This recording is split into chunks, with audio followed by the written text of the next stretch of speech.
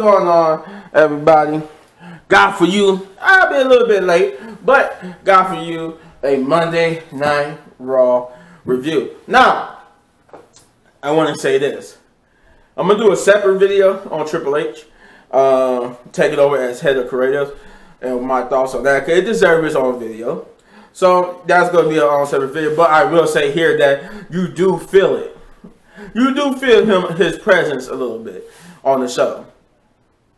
Now, was this show more of the same? Yes, because as you found out, which is why I like to wait a little bit sometimes to do it, because there is information that comes out about the show, why certain things went certain ways, and we found out that the script for this episode already been written by Vince McMahon before he left. So that's why it was more of the same.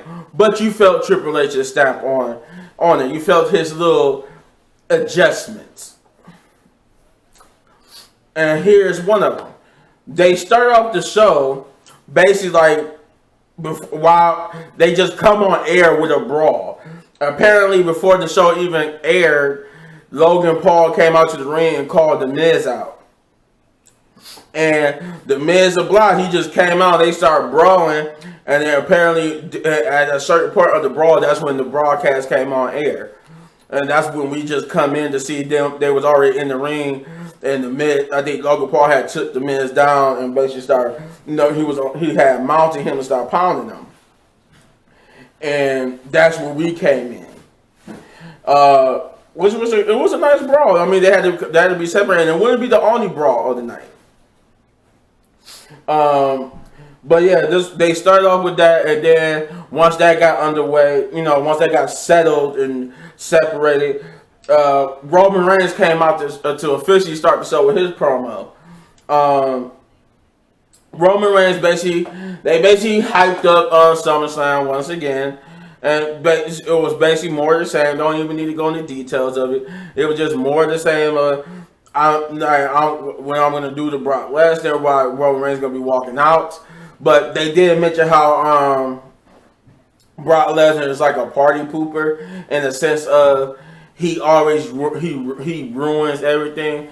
Like he said when he went to the Octagon in UFC, and the dude who was the main champion was undefeated. They said Brock came in there and defeated him and ruined that party. When the Undertaker was 21-0, Brock came and ruined that. And they said that's what he coming to do Saturday. He's coming to ruin SummerSlam for Roman Reigns, because Roman Reigns is approaching 700 days as champion. And they said he's basically coming to ruin that as well. I think they would get interrupted by Austin Theory, who basically was telling him that it doesn't matter who leads and stuff, blah blah blah. I'm gonna walk out as both the United States and the undisputed WWE Universal Champion.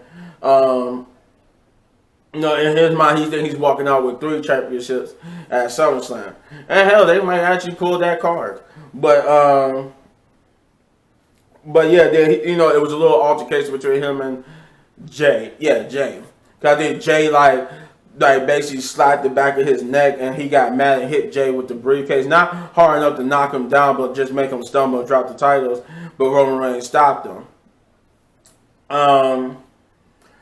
Then this was set up the first match of the night, because the first match of the night you got started on the way where it was supposed to be Austin Theory basically trying to cut a proper promo, but he got interrupted by Drew McIntyre, which is the first match was Drew McIntyre versus Austin Theory. The match was okay. I think Austin Theory won. No, Drew McIntyre won via DQ. I think he hit Drew with the briefcase, but a brawl would ensue. Because I think, and then I think it turned into Bobby Lashley and Drew versus. Yeah, no, that's how it happened. It was Sheamus. I'm sorry, it was Sheamus. He came out and basically hit Drew with a lady, or they attacked Drew, and then that was the disqualification. But he would team up with Sheamus. and jump Drew, and then Bobby Lashley will come out to even the score, and then commercial break. We come back. Now the matches be started as a tag team match between Drew McIntyre and Bobby Lashley versus Austin Theory and Sheamus, which Drew McIntyre and Bobby Lashley won. I think they won by Bobby Lashley basically tapping out. He tapped out Austin Theory. So now we got the Rey Mysterio promo where he came out. You know, this was the Rey Mysterio 20th anniversary appreciation, and they did give him some appreciation. Not on the scale they did with Randy Orton and John Cena, but it was still he still got his. They still paid. They gave him his just due respect. And he even got to come out to thank the crowd and everybody for basically being with him on this 20-year journey, and and how basically how excited he is for where he has come in his career, and he tells Dom he's proud of him, and that he knows that once his career is over and he's no longer in WWE, Dom will continue the Rey Mysterio name.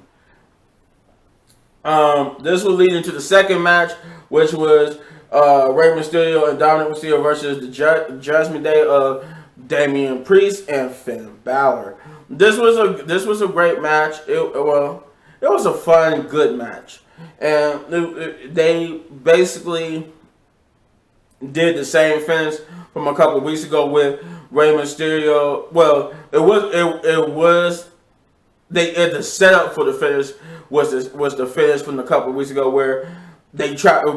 First, Finn Balor tried to make it seem like Rey Mysterio hit him with the chair, but Dominic's distraction from the referee, keeping the referee distracted, she didn't turn around to see it. So Rey Mysterio did to Finn Balor, to which the referee did see it, and then she was about to disqualify him, but he pleaded with her that he didn't do anything.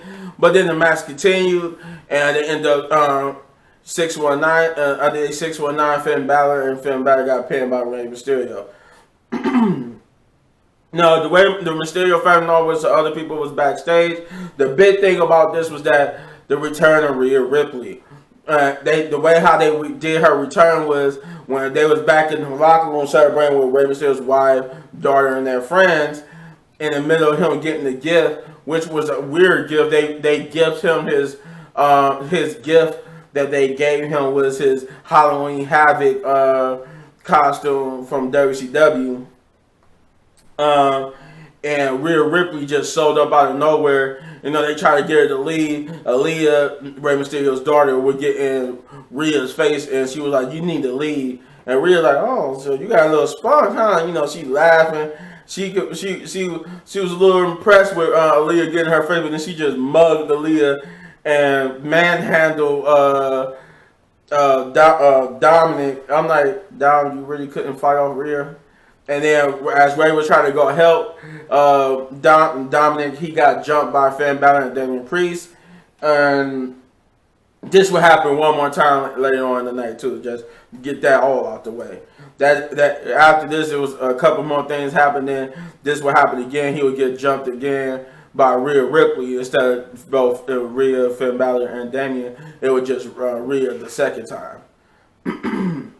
Because I think Finn Balor and Damian just caused a distraction, so Rhea could kick him or something. Then we got the Bianca Belaire promo where she basically came out to talk about being in the feud with Becky. But before she could say anything, Becky Lynch comes out and interrupts her, and they get to talking about basically back and forth why each other is going to win, but it wasn't that much of talking left into it because Bianca would actually get under the skin of Becky because every time Becky kind of tried to talk, she kept doing her bestest, the toughest, the roughest thing, and she wouldn't let Becky get a word in, to which Becky just said forget it. And this is another point where we feel like this was Triple H stamp on it, because this resulted in a brawl. It was less talking because they didn't really do much talking. Bianca was trying to talk, but then Becky came out, was going to say something. Then she said that's what Bianca was like, to Becky when she interrupt Becky trying to interrupt her, and that's what I said, the toughest, the roughest. And Bianca, Becky would just get furious, and then they just brawl, and they had to be separated. But yeah, that was the end of that. They brawled till they got separated. The next match will be Alexa Bliss versus Dewdrop, and Alexa Bliss let it be known that before the match in the backstage promo that whoever wins between Bianca and Becky, she's coming after them. So she let it be known that she's going to be the next #1 contender. She's going to be the next person to challenge. Now, I don't know if they're going to they try to reinsert Rhea back into the picture, but she's definitely saying she's going to be the next person to challenge whoever wins. The match itself was okay. It was more of the same. Dewdrop working over Becky. Alexa said she was the bigger opponent, and Alexa picking up the victory. Logan Paul did his whole impulsive TV promo where he called out The Miz, but surprisingly Maurice came out with, oddly enough, with balls shaped purse. I guess that's going to be a representation of The Miz's balls, and basically he would get into a verbal war with her, which would break out The Miz, and it culminated to where Logan I forgot what he said to The Miz, but he said something to The Miz that made Maurice smack him, and he was like, "Congratulations, Maurice, you got bigger balls than your husband," and this will lead to Ciampa coming out of nowhere to try to assault him, and I forgot to mention too. Just will realize in that Austin Theory match, Dolph Ziggler was there at ringside. He's the reason why Bobby Lashley was able to hit him with the Hurt Lock and get the tap out where because he distracted Austin Theory. But back to what I was talking about this. The reason why I brought it up because Dolph Ziggler comes up in the next segment. But yeah, there was a brawl between Logan and Ciampa, to which the Miz would get involved, and they would end the segment by hitting him with a stone crushing finale. The next match, which was AJ and Dolph Ziggler versus the Alpha Academy, which was set up earlier after Dolph Ziggler's interference with the Austin Theory match, and they was like having a backstage interview. I think like AJ came out to Dolph Ziggler was giving him compliments from what he was doing with Austin Theory, to which they got interviewed, and the Alpha Academy would interrupt that interview and basically challenged them to a match, which we got right here. It was an okay match, and it was a unique pairing. That was a unique pairing of AJ Styles and Dolph Ziggler. I guess confirming that Dolph Ziggler is indeed a face. It was a good match, and Dolph Ziggler and AJ came out with the win. Nothing too detailed here. Just the fact that it was a good match and a good pairing with the Alpha Academy and AJ and Dolph Ziggler. That they could probably make magic. Given enough time, they could make a beautiful match. They all talented people in the ring. And finally, we get to the main event, which is the Bloodline. They actually called that. They're not called Roman Reigns and the Usos. They're called the Bloodline versus, they've been calling them the Bloodline, but now they actually sold as the graphics for when all three of them come out for a match. They called the Bloodline versus Riddle and the Street Profits, which was, I think that was set up from earlier in the night too. But that was the main event, and it was a good one. It was a good one. It was a good back and forth. Obviously, the Bloodline here took the victory. Though I would have had hope, at least if Riddle and them won, it was because they pinned one of the Usos instead of Roman. I don't think the Bloodline needed the victory here. I think the victory should have went to the Bloodline, to Riddle and the Street Profits. But that could mean is opposite momentum is a thing still. That means the Usos, at least the Usos, and a little bit of Roman, not all the way Roman, but more the Usos could be losing at SummerSlam. But the match ended with Riddle getting speared and pinned by Roman, And then Seth Rollins would come out and do a post-match beatdown on Riddle. Overall, this was an okay episode.